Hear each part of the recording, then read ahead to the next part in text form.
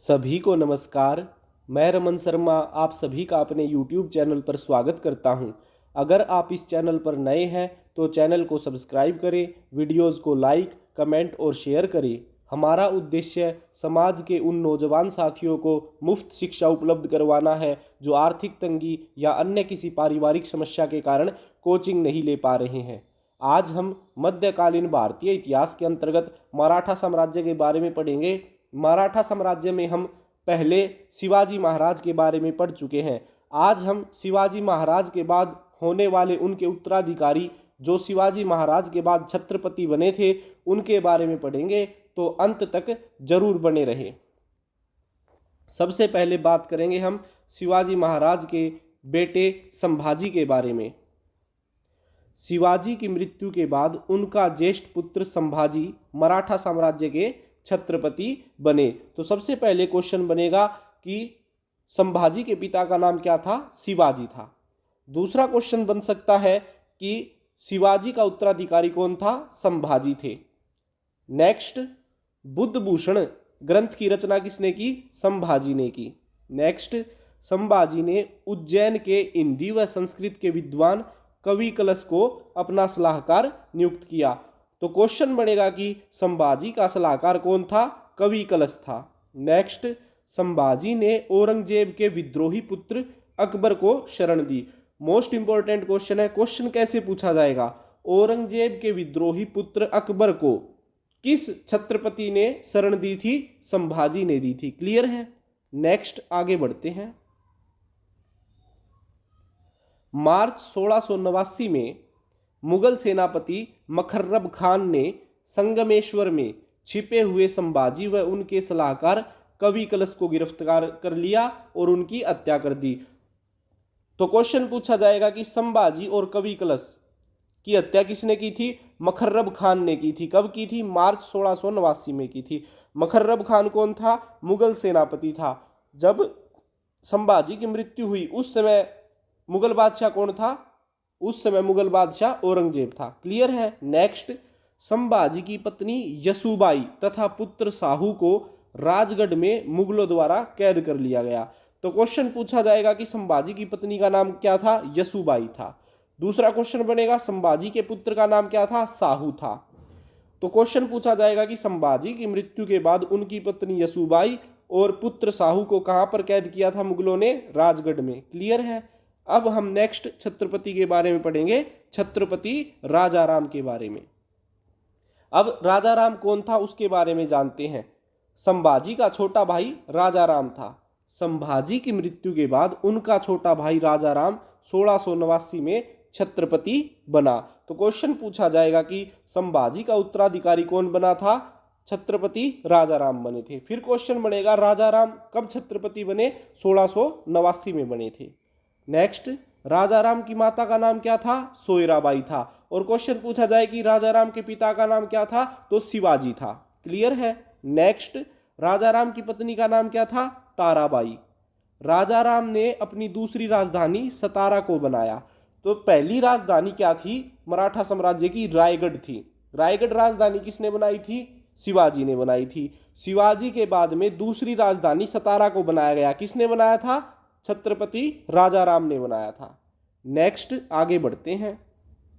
जैसा कि आप सभी जानते हैं शिवाजी के मंत्रिमंडल में अष्टप्रधान थे, यानी 8 मंत्री थे।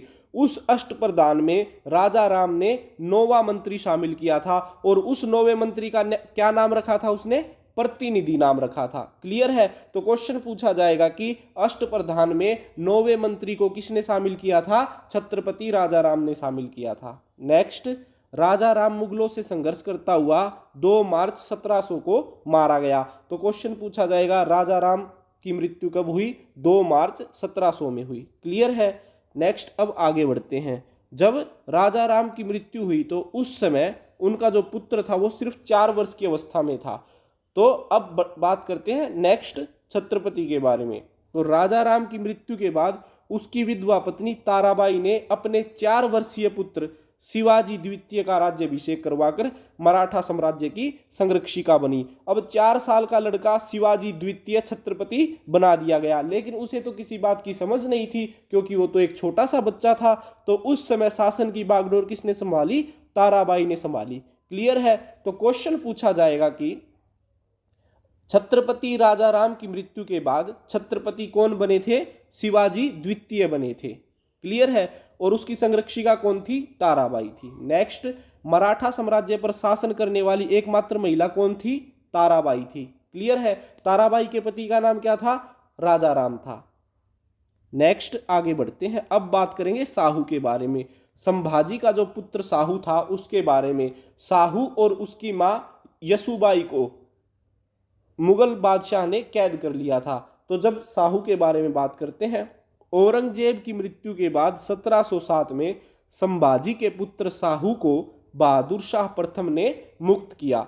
औरंगजेब की मृत्यु कब हुई? 1707 में हुई। जब औरंगजेब की मृत्यु हो गई तो मुगल बादशाह बना बहादुर शाह प्रथम। बहादुर शाह प्रथम ने साहू को कैद से आजाद कर दिया। अब साहू कैद से आजाद होकर वापिस आया तो उसने अपना दावा पेश किया छत्रपति बनने का, और उस समय वहां पर मराठा साम्राज्य में शासन था ताराबाई का। तो ताराबाई और साहू एक दूसरे के आमने सामने, दोनों का आपस में युद्ध होता है। कैसे होता है, कहां होता है, बात करते हैं। खेड़ा का युद्ध कब लड़ा गया? 1707 में। खेड़ा का युद्ध 1707 में साहू और ताराबाई के बीच लड़ा गया। इस युद्ध में साहू की विजय हुई। मोस्ट इंपोर्टेंट क्वेश्चन बनेगा, खेड़ा का युद्ध कब लड़ा गया? 1707 में लड़ा गया। फिर पूछा जाएगा खेड़ा का युद्ध किसके बीच लड़ा गया था? साहू और ताराबाई के बीच लड़ा गया था।